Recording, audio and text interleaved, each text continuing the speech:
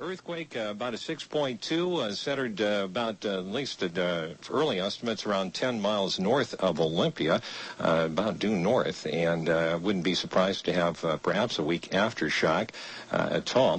The KGY building sits on pilings, and of course we're in mud, and so the ground turns more or less to jello in an earthquake, and really shakes our poor little building. I think we're very lucky that there aren't more serious damages, and certainly that we're able to stay on the air here this morning. Dick, do you have anything? No, I was just thinking, you were saying we're like on jello. If we were the only ones who felt it, we'd feel kind of silly doing this broadcast right now, wouldn't we? Well, I know we weren't the only ones in this. Tracy's been saying the earthquake felt probably throughout all of western Washington, down all the way to Portland, as we know right now. And certainly, as a lookout, don't see any great damages here on the Sound. Larry was mentioning some cracks in the pavement. Of course, this waterfront area is all on very soft fill. And I remember during the earthquake in, I believe it was 1962, some of the roadway along Capt Lake actually caved into Capt Lake. Some of the pavement broke, and there was some roadway damage there. Not the entire road, but some of the roadway was damaged there.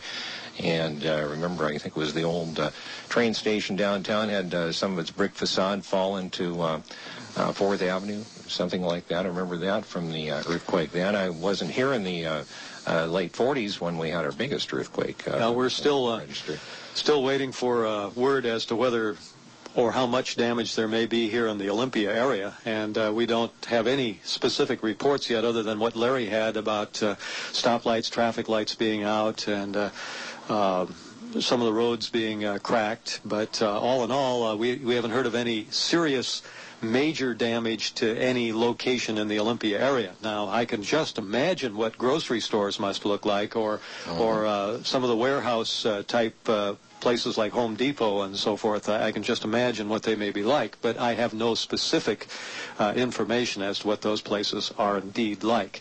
We're getting the messes trying to clean up around here at the radio station as best we can. I have never seen so much damage in this place. It is literally ruined almost inside the studios here. Some of the equipment doesn't work. I was going to use your equipment to tape this broadcast a little bit ago, and that fell on the floor, and that's broken. So and we haven't had a chance to assess everything. We do have most of our major stuff in here.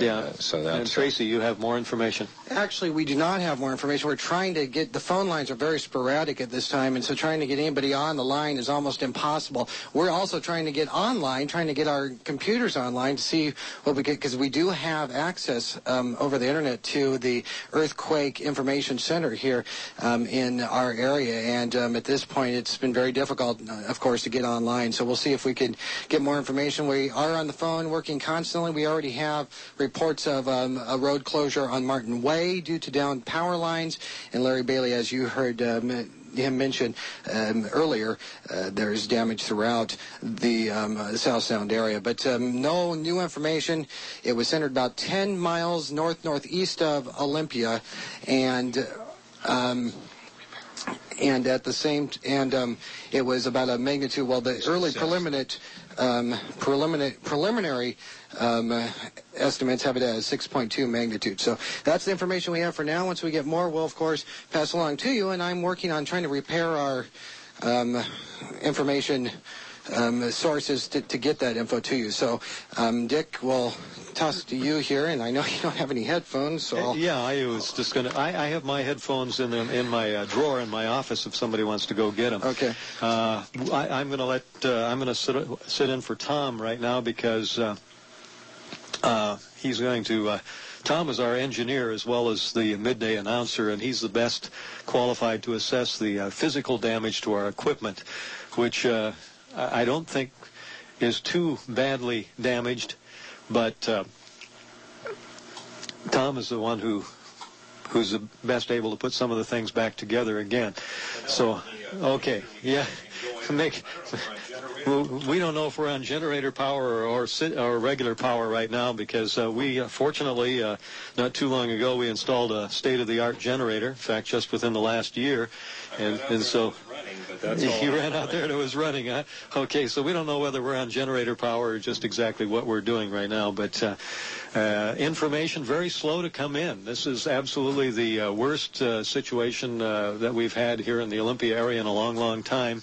And one of those things you plan for and think about, and then when it actually comes, it comes as a surprise, sort of like a heart attack or something like that, I guess. But you can tell I hesitate to play any music because that would I might play a song just to give myself a little break here and to collect my thoughts. But for those of you just tuning in, twisting across the dial, I have no idea how many radio stations are on the air, television, and so on. I assume that Seattle is all on the air now based on what I've been getting through other sources.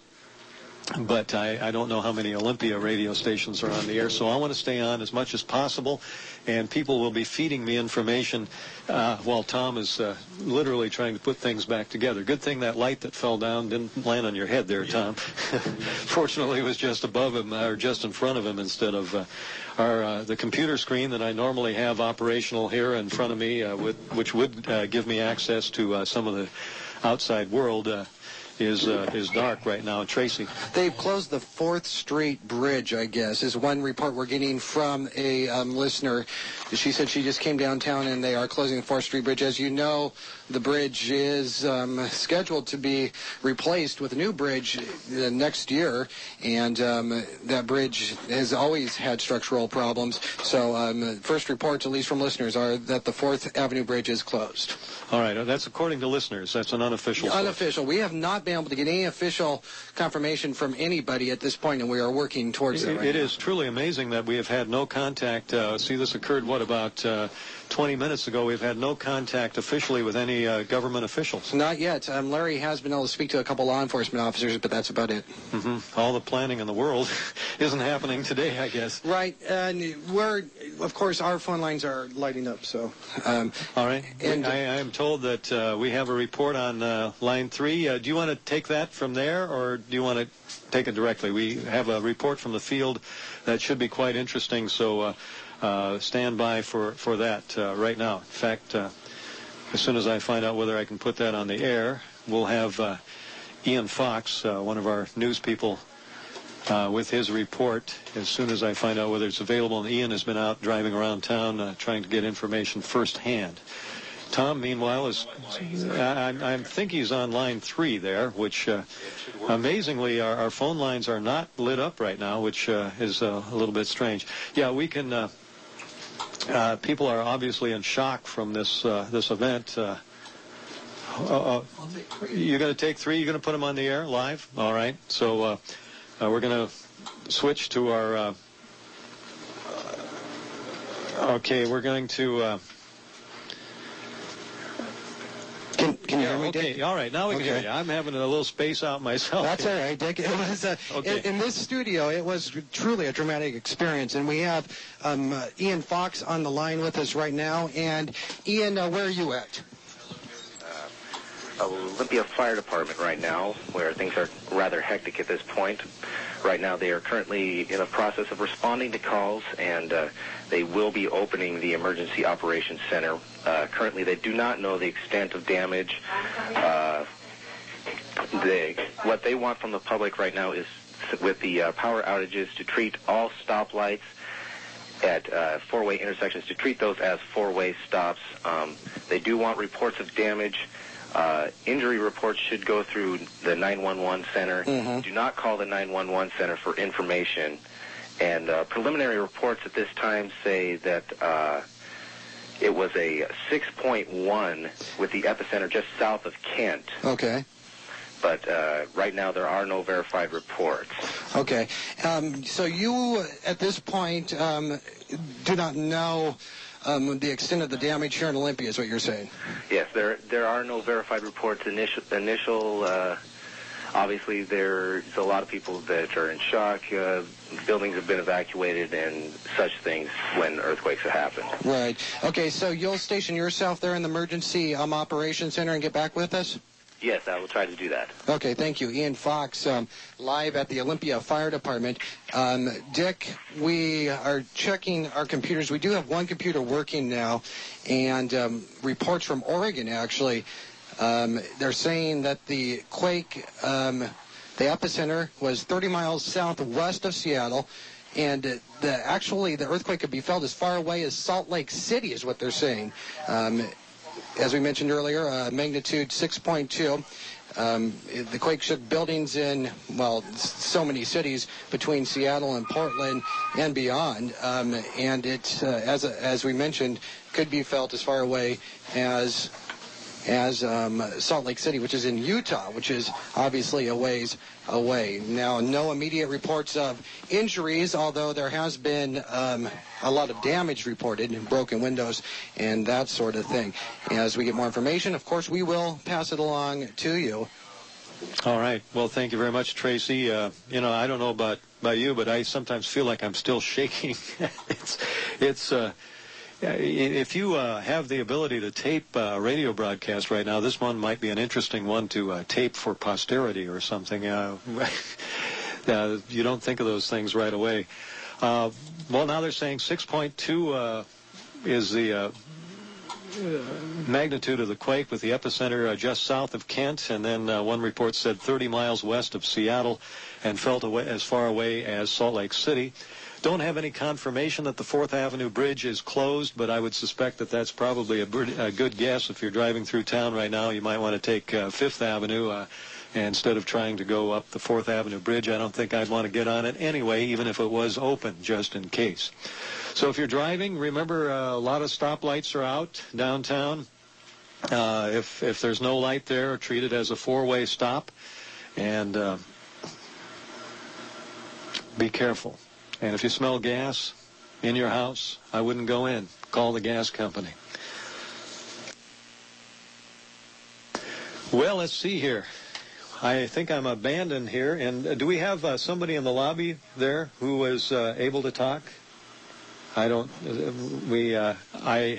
like to keep an open mic situation here at the radio station. If anyone has any information and you happen to be down here at the foot of North Washington Street or be coming this way, feel free to come in and tell me what you see from your viewpoint. Larry Bailey's out in the field right now, and hopefully we'll be getting another call from him with him describing what he has seen and is seeing. And Ian Fox is also out there. Tracy is in our newsroom gathering information. It is almost 11:30. It's 11:29 right now here at KGY AM and FM. You real country listeners, we're going to suspend our country music for a while as we simulcast both radio stations, AM and FM. And just kind of, we're getting the place cleaned up as best we can here at the radio station. What a difference a half hour makes, huh? It's amazing. Our staff held together. Nobody ran out the front door, although we didn't think we could make it that far, quite frankly. The building was shaking so badly. We just expected the building to come crumbling down on top of us. It did not, for which we are thankful. And maybe I will play a song here. Probably not. We'll see here. Everyone's kind of doing their own thing, and I'm waiting for information. Once again, this was a 6.2 magnitude earthquake, according to information we have just received. I imagine television and Seattle radio are all over this right now. We're going to stay on the air here at KGY AM and FM as long as it takes to bring you up to date as to what's happening here in Olympia. And we're finding it frustratingly difficult to get any official information from anybody. But as soon as we do, if any law enforcement or fire department personnel are able to make it down to the radio station or give us a call, our microphone is open, waiting to hear from you, waiting to hear from anybody in charge in the city of Olympia, Lacey, Tumwater, or anybody who knows anything at all about what's going on to get you some information.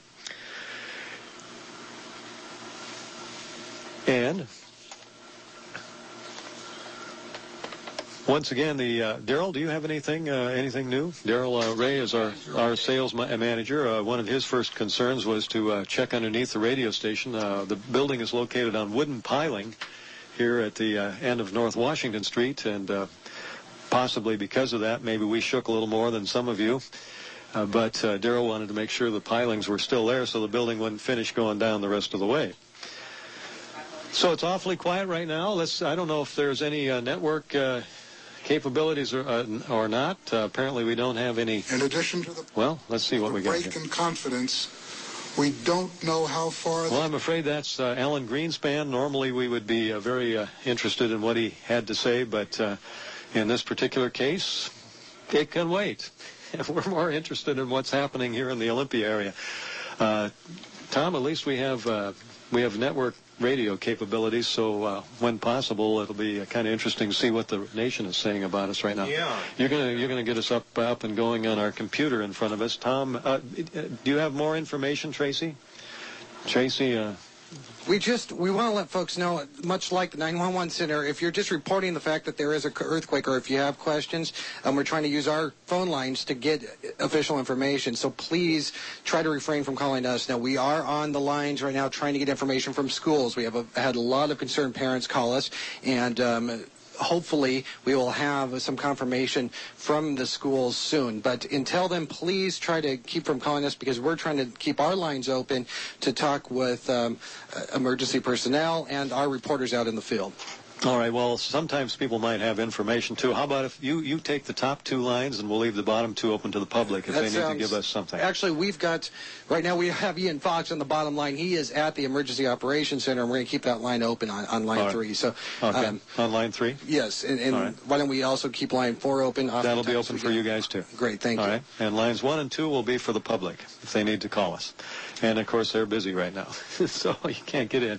All right, we'll soon have computer capability here and be able to give you some information as to what may be printed out. We're getting that restored here at the radio station. Once again, we were hit hard here at KGY. A lot of damage in the station. We had water coming down and out of the ceiling. I believe our hot water tank is dislodged, and we had virtually everything that was possible to fall down did fall down. We lost some equipment, recorders and turntables and CD machines, and computers are literally smashed here at the radio station. Lights fell off the ceiling, and but we are on the air, and that's what counts. Hannah, do you have anything you would like to add? Hannah just walked in. Hannah works in the front office. Actually, we've just been having people stop down here at the station and phone calls coming in on some of the buildings that the fronts have collapsed on. There's reports of one. It's the building that's across from Talcott's Jewelers. He's not quite sure which street that actually is, but it's the top part of the building that's come down onto the sidewalk, and there's some debris into the roadway. We have a report, which I'm not quite sure if we've already gotten this out on the air or not, but the Steamboat Island Road area, they can't turn to go towards Shelton because I guess the roadway has collapsed. Other than that, we've just gotten calls as far as like cracks in the pavement, and we've had a lot of people wondering about the schools, which I don't think we've heard any information as far as whether parents are supposed to be picking up their children or not. So we're just waiting to hear on that type of stuff. And we also have... Okay, all right. So any other information that people want to call about, we're here to take down their notes. All right. Is that did you say it was personal call on line 1? Actually, it's Sam Reed. He says he has some information as far as the earthquake. All right. Let me get Sam Reed. I was going to say it's a little difficult to take a personal call right now. So let's put Sam Reed. Sam, are you there? Yes, I am, Dick. Sam, you're on the air right now. What do you see? Well, Dick, I was in the Secretary of State's office when this happened, and I was one of the last people out of the building as it happened, because I didn't realize everybody else had been vacated. But the building, I don't know how much you've heard, but the building is vacated. There are serious cracks in the Secretary of State's office on many of our walls and the floor, and they're concerned throughout the building. Apparently one of the columns also has come loose, the outside columns. They're concerned about gas leaks. There were rumors of them. I don't know if that's valid. And so the Capitol building is vacated, but no word as to when they're going to let anybody back in. All right, Sam, how did it feel to you when the quake hit? It was a huge jolt. I was actually off in the executive suite. pretty off by myself when this occurred, and it was a huge jolt in the Capitol, and we had plaster coming down around, things falling off the walls and such, and in fact, just walking out through that office, and I didn't go to the others, it's quite a mess up there. Your staff, they're all out of the building. Where are you calling from right now, Sam? Actually, I'm calling from my car, because they wanted to make sure that we didn't stay in to use the phones or anything like that. So all the staff is out vacated. In fact, I just sent them home a while ago because it looks like it's going to be quite a while before they're going to let anybody back into that building. All right. As far as you know, Sam, no injuries? We heard of no injuries, though. As I was leaving, I heard emergency vehicles arriving, and I don't know what that is all about. But we had a huge number of people out there. Obviously, the legislators were all out there, legislative staff, governor's office, and I heard of no reports of injuries at that point. All right, that's certainly good news, and we at this end also have not heard of any injuries anywhere, although it does sound like there's some pretty significant damage around Olympia right now, and so the main injury, of course, would be somebody getting hit by a falling brick or something like that, and so far we haven't heard that that's the case. That's good news, isn't it? It certainly is. Right. Well, Sam... And, but one thing, Dick, is I didn't look to see if there are any Cub Scouts up on top of the dome. I guess Bob McLeod would have wanted me to check that out, wouldn't he? Sam, one more... wait a minute. Sam, can you hold on a little bit? We have other information coming in, so don't hang up right now. I want to ask you a question, but right now I want to switch things over to our newsroom right now, and I think... Okay. All right, so hang on. All right, Tracy. Yes, we have Ian Fox live with some updated information. Ian? Yeah, Tracy. Right now we're getting an unconfirmed report right now that Lake Ridge Drive is closed due to a slide. Right now that is unconfirmed, but Lake Ridge Drive is closed right now due to an unconfirmed report of a slide. Okay, a landslide. The 4th Avenue Bridge is closed indefinitely. Railings are off, and there's a noticeable bow in the middle of the bridge, so avoid the 4th Avenue Bridge. And, of course, treat non-working stoplights as a four-way stop, and do not call 911 for info, but do call for injuries and life-threatening damages. Have you received any information or any reports of injuries at this point there at this point, we haven't received any reports of injuries. Okay. And Dick, I wanted to let you know that our Associated Press Network news main channel at 20 and 40 minutes past each hour will update us on what they've learned about the quake. So I think we may be close to that time now, right? That is correct. Okay, so if you want to check that out... all right, we'll do that. That'll give me a nice little break here, too. So inconsistent with satisfactory. That's still Greenspan right. speaking. I think that as soon they have just sent out this report, so they said until further notice, 20 and 40 minutes past each hour, they will have updates. All right, very good. We'll be alert to that. All right, thank you very much. That was... just sent out this report, so they said until further notice, 20 and 40 minutes past each hour, they will have updates. All right, very good. We'll be alert to that. All right, thank you very much. That was Tracy Ellis, our news director, and we will have... I still have Sam Reed holding on the line. I wanted to ask him what he is seeing as he's driving through town right now, but I think what we'll do right at this moment, we have about 45 seconds before we're going to try a live report from the Associated Press, so maybe Sam will stay on the line there, and if he has to go, I'll certainly understand. But once again, magnitude, well, we'll find out if they do this report. They'll probably have more recent information as to how strong the earthquake actually was and where the epicenter was, and have some information on damage in other areas outside the Olympia area. So hopefully we will have that network report here in just a little bit. They, of course, gathering from sources outside the Olympia area.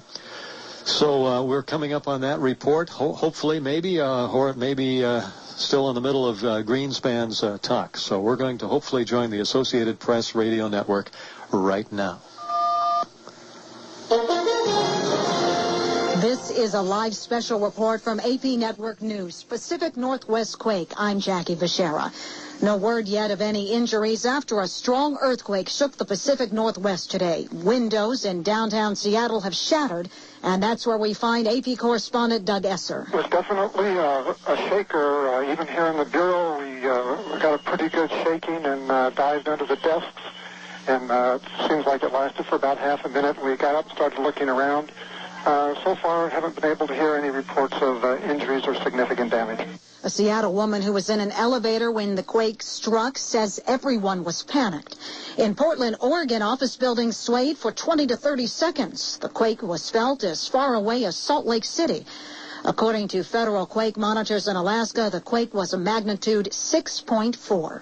This has been a live special report, Pacific Northwest quake. I'm Jackie Bashara. All right, we'll have more reports like that as they become available. Tracy, you have some information on the schools, I understand. Yes, now we're told that, and this is unconfirmed, that students have been evacuated from the schools, and generally what they do in a situation like this is immediately evacuate the students, and they don't let them back into the school until that school has been inspected. Now, this is unconfirmed, and once we get more information about the schools, of course, we will let you know. But at this point, we have had reports that students have been evacuated from schools, and that those schools will be essentially off limits to students until an engineer has been able to inspect them. Once again, unconfirmed. Once we are able to confirm that, we'll pass that along to you, and once we get more information about the schools, we'll let you know. All right, thank you very much, Tracy. And I'm going to get back to Sam Reed, our Secretary of State. Yeah, I almost called you the auditor. Sam, are you still there? Sam Reed is not there anymore. Okay, he was calling from his cell phone a while ago, and we appreciate him giving a report as to what was happening at the state capitol, like it was evacuated.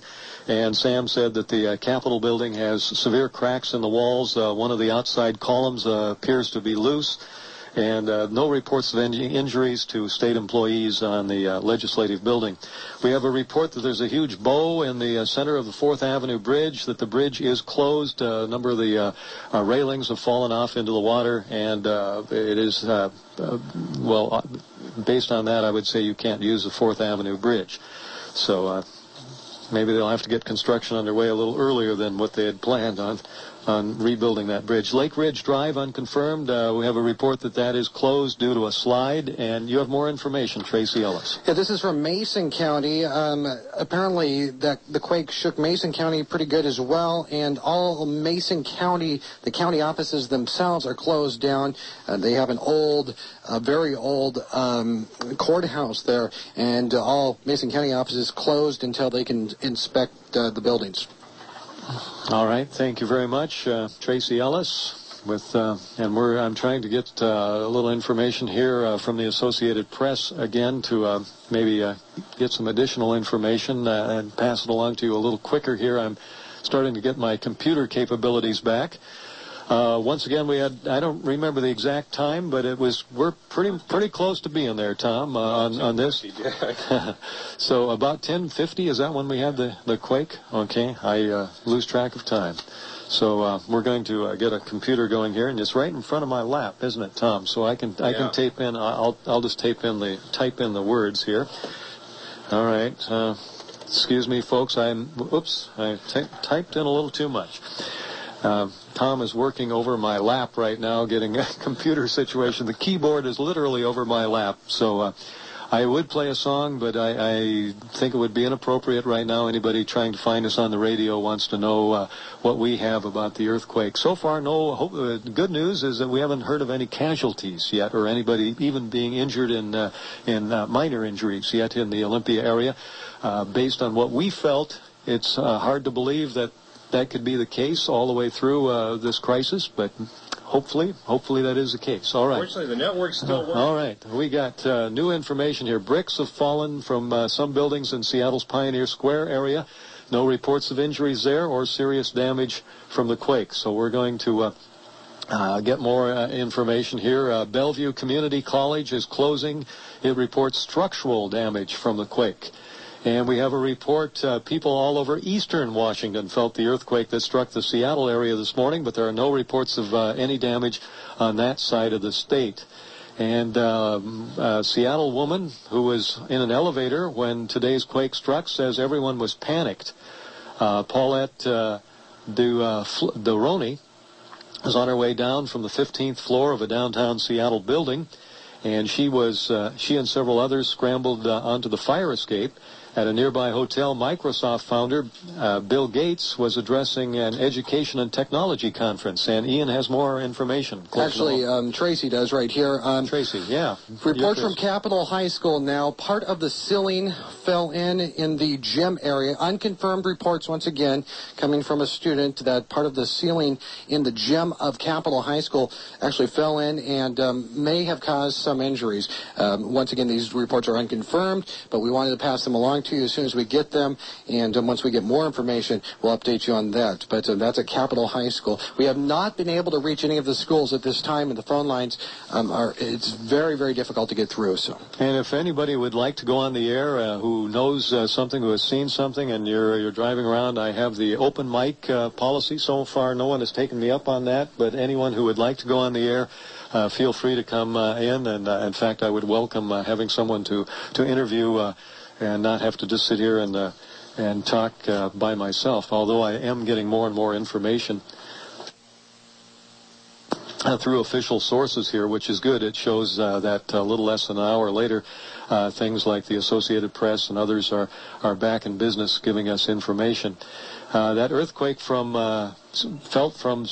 struck actually from Seattle to Salem, they're saying. The epicenter located 30 miles southwest of Seattle and could be felt as far away as Salt Lake City. Its magnitude was estimated at 6.2, though Oregon's deputy state geologist estimates it was less severe.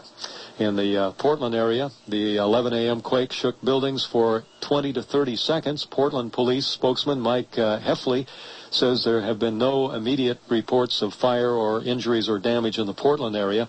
The quake was the largest to hit the Northwest since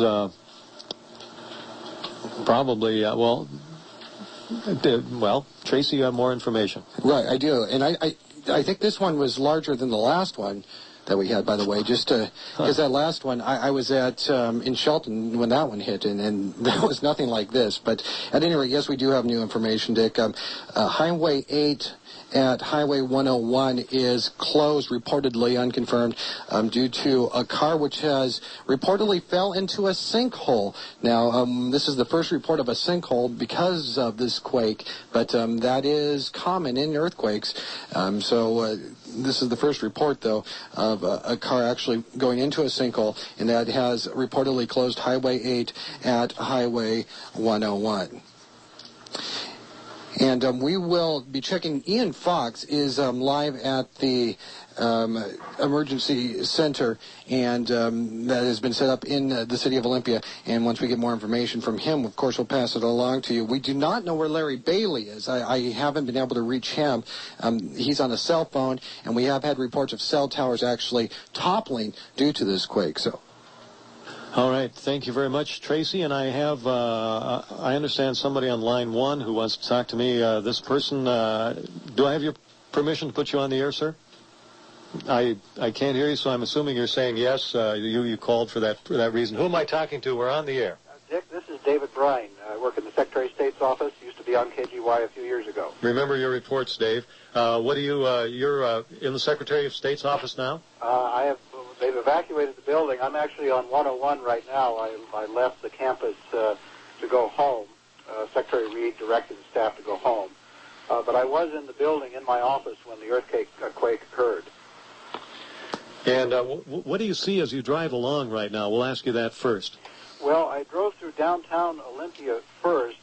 You can see why older buildings are more susceptible to earthquake damage. The brick buildings in downtown Olympia, at least one that I saw, had lost several tiers of bricks from the top. They were lying in the street. I understand other brick buildings have the same sort of damage. I'm now on 101, just about at the Evergreen State College exit. Traffic was moving fairly well, but at this point it's starting to slow down and back up. I'm not sure what's ahead. Well, we have heard, if you've been listening, that Highway 8 at 101 is closed because of a sinkhole and apparently a car, reportedly. This is totally unconfirmed. But we have heard that there is some problems ahead of you, though, if you were going out towards Highway 8 and 101, that interchange. I did hear that, yes. Oh, we have, just stay on the line here, David. Tracy has some information right now, new information, so just hang on and we'll be back to you in a second. Dick, I was hoping to go to line 2 if possible. If you could put your line on hold for just a sec, because the lady on line 2 actually went for a drive around Capitol Lake, and she was able to assess some of the damage, and she has a live report for us.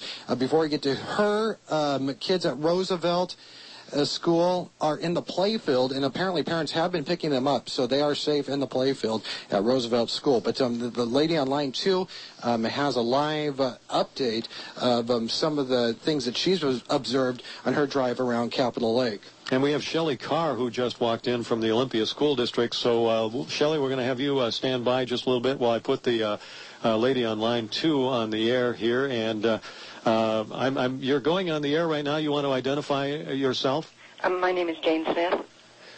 Jane, what have you seen so far? Coming home from work, I came along Capitol Lake Drive around the lake, and a lot of the street there is sunken. It's cracked. The sidewalks all crumbled, and there's people down there that are kind of directing the traffic and getting them around it. Now, Jane, did you see any, were you in the office? Where were you when the earthquake hit? I was in my office. And which office was that? It was Saminsky and Associates. And how was it in your office? Any severe damage? No, in fact, it didn't take any, although I bounced like a ball when I was sitting at my desk when it happened. And has everyone gone home from your office? Yes, they were all told to go ahead and go home. Yeah, all right. Well, thank you very much for your live report. I really appreciate it, Jane. All right, that was Jane Smith, and Shelley Carr from the Olympia School District is our first official, shall we say, representative from public agencies right now. Shelley is representative of the Olympia School District, and Shelley, what do you know?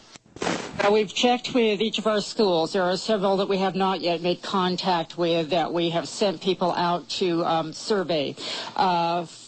To the best of our knowledge, we have not found any structural damage except for at the Knox Center.